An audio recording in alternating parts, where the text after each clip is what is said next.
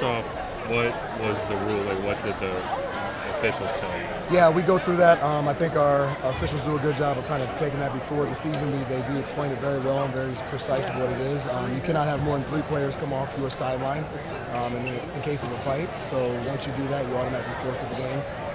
We technically practice that. Sounds crazy, but we have practiced that many times. I was kind of proud of the guys that when it was happening, we turn around. Coaches are taught to turn around, make sure the kids don't move off the sideline, which they didn't. And then, my job and a couple guys are there to go get our kids off the thing. The other kids know that, you could lose a game too. If you get throwing punches and things like that, you can lose a game. Nobody wants to do that either. So, I think the other coach said the best. They're teenage kids and emotions run high. It's just super unfortunate because this turned out to be a great game. We were just starting to drive again. They got a heck of an offense. They've been scoring 42 points a game. It was going to be, why we picked the game is to get tested, and that's what they did. That's a good football team that we were beating. I don't know how to really put it any other different way, but I felt like it's still going to be competitive.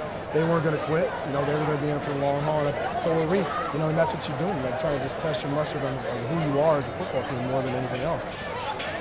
What did you? It could be as simple as somebody gets hit on the sideline that's just standing there. That doesn't see the play, gets hit, bam, they get taken out, then all of a sudden you got 2 people climbing up, then you got everybody trying to go get him out, and then when you come on that, I think if they wouldn't have came on the field, I think it would have got done, but then when you continue to come on the field, like if it just happened on the sideline, kick our guys off the sideline, and then our guys to run back and you guys stay on your sideline, I think it wouldn't happen, but once you come past the numbers, almost, the whole team, it's going to happen, right? And that's, again, our officials, we have a meeting about it. They talk about it. They're very specific about what it is, how the number of people.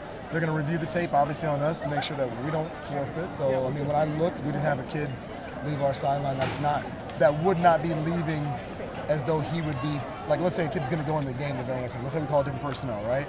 He would be going in. That's probably too much information, sorry.